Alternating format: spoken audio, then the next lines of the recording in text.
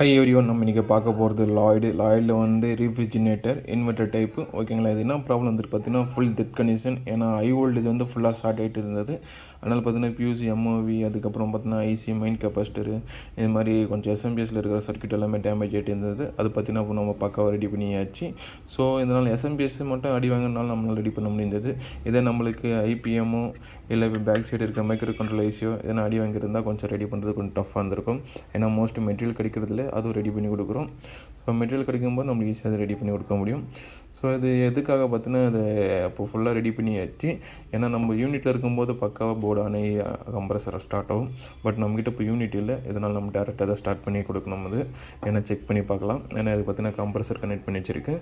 இப்போ பார்த்தீங்கன்னா போர்டில் பார்த்தீங்கன்னா நம்ம சப்ளை கொடுத்தோன்னா எந்த ஒரு இண்டிகேஷன் எல்இடியுமே இருக்காது. போர்டு ஆனில் இருக்கா ஆஃபில் இருக்கான்ட்டு. நம்ம கம்ப்ரஸர் ஓடினா மட்டும்தான் நம்மளுக்கு ஃபைண்ட் அவுட் பண்ண முடியும் போர்டு நல்லா இருக்கா நல்லா இல்லையான்ட்டு. இப்போ பார்த்தீங்கன்னா நான் இப்போது சப்ளை கொடுக்குறேன் போர்டுக்கு.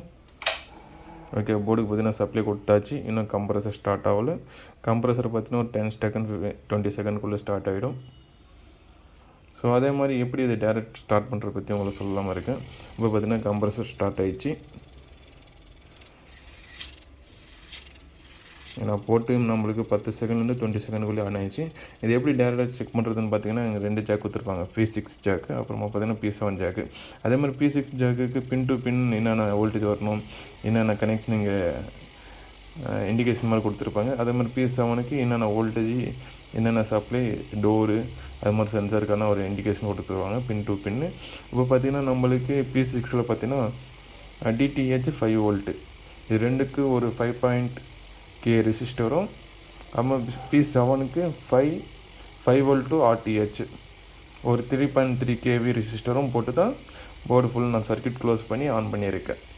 ஏன்னா மெயின் பார்த்தீங்கன்னா போர்டில் சென்சார் தான் முக்கியம். ஏன்னா டோரு, லேம்ப்பு, அதாவது எல்இடி லைட்டு அதெல்லாம் அது செகண்டரி தான். இது பார்த்தீங்கன்னா சென்சார் தான் ஃபஸ்ட்டு. சென்சார் இருந்தால் மட்டும் தான் சென்ஸ் ஆகிட்டு போர்டு வந்து ஆன் ஆகும். இல்லைனா போர்டு லாஸ்ட் வரையும் ஆனே ஆகாது. இன்கேஸ் நம்மளுக்கு போர்டு ஸ்டார்ட் ஆகலைன்னா சென்சார் ஒரு செக் பண்ணி பாருங்கள் நல்லா இருக்கா நல்லா இல்லைன்னு.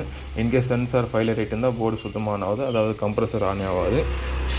ஏன்னா நம்மளுக்கு லைட் இண்டிகேஷன் இருந்துச்சுன்னா நம்மளுக்கு என்ன ஃபால்ட்டு நம்ம ஃபைண்ட் அவுட் பண்ண முடியும். இல்லை எந்த ஒரு இண்டிகேஷனுமே இல்லை. ஸோ இந்த மாதிரி நீங்கள் மேனுவலை வச்சு செக் பண்ணி பார்க்கலாம். ஏதாவது டேரெக்டாக எடுத்துன்னு வந்து கம்ப்ரஸர் ஓட்டி பார்க்கலாம் போர்டு எடுத்துன்னு வந்து. ஸோ இப்போ பார்த்தீங்கன்னா பக்காவாக போர்டு வந்து ரெடி ஆகிடுச்சு. கம்ப்ரஸரும் நல்லாமே அவுட்புட் தள்ளுது, நல்லா ப்ரெஸ் அவுட் இருக்குது. ஸோ ஃபைனலாக போர்டு ரெடி ஆகிடுச்சு. எதுவுமே கஸ்டம் பிளேஸில் அப்படியே நீங்கள் மாட்டி விட்டால் மட்டும் போதும். ஸோ இந்த மாதிரி ப்ராப்ளம் நம்மளால் ரெடி பண்ணி கொடுக்க முடியும். அதனால் போர்டு தான் சேஞ்ச் பண்ணணும்னு அவசியம் இல்லை. ஸோ இன்கேஸ் உங்களுக்கு இது மாதிரி ப்ராப்ளம் தான் நம்மளுக்கு கொரியர் போட்டால் கூட கொரியரில் ரெடி பண்ணி அகைன் ரீபார்சல் போட்டு விட்ருவோம். அந்த மாதிரி ஆப்ஷன் கூட நம்மக்கிட்டே இருக்குது. Thank you friends.